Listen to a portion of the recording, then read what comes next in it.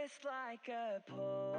semuanya, di video ini aku bakal menjelaskan itu perkembangan generasi komputer dari pertama hingga yang terakhir, terus komponen dalam CPU serta topologi jaringan. Komputer generasi pertama. Komputer ini pertama kali diciptakan pada tahun 1946 yang menggunakan teknologi tabung vakum.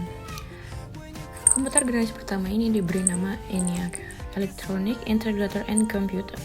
Komputer ini dibuat oleh John Presper Eckert bersama temannya menggunakan teknologi tabung vakum dengan ukuran 18.000 kaki dengan berat 30 ton. Komputer generasi kedua. Komputer generasi kedua pertama kali diciptakan pada tahun 1959.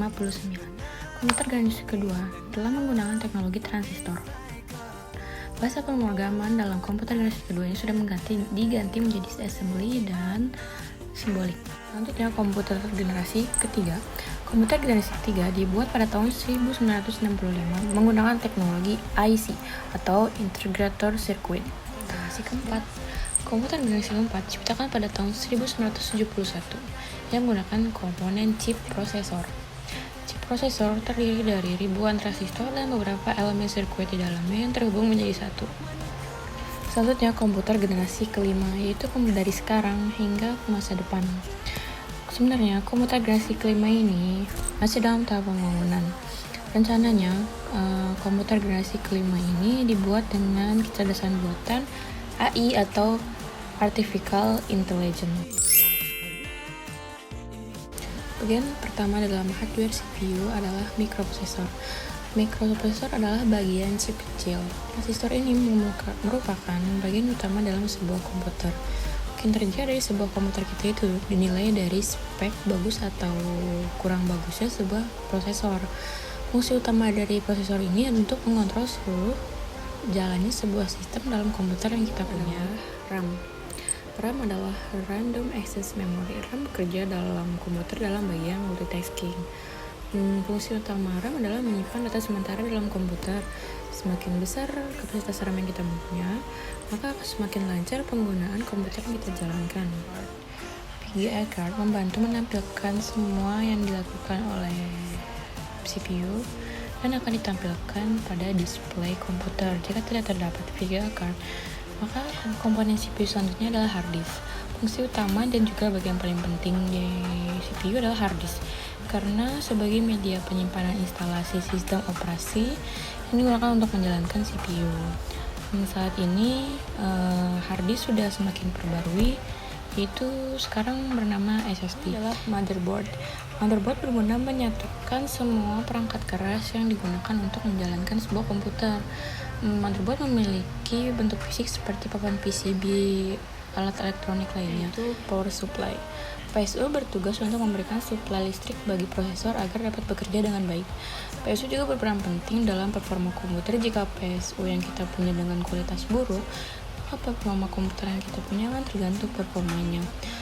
Ini adalah cooling fan. Cooling fan memiliki fungsi sangat vital dalam menjaga suhu CPU kita. Dalam proses sebuah komputer akan mengalami peningkatan suhu menjadi sangat panas, terutama apabila melakukan pekerjaan yang sangat berat. Dengan adanya cooling fan, maka suhu tinggi dalam CPU kita akan menjadi lebih sejuk. Topologi pertama itu topologi bus. Topologi bus merupakan topologi yang mempunyai kabel tunggal masing-masing workstation ke server yang saling terhubung.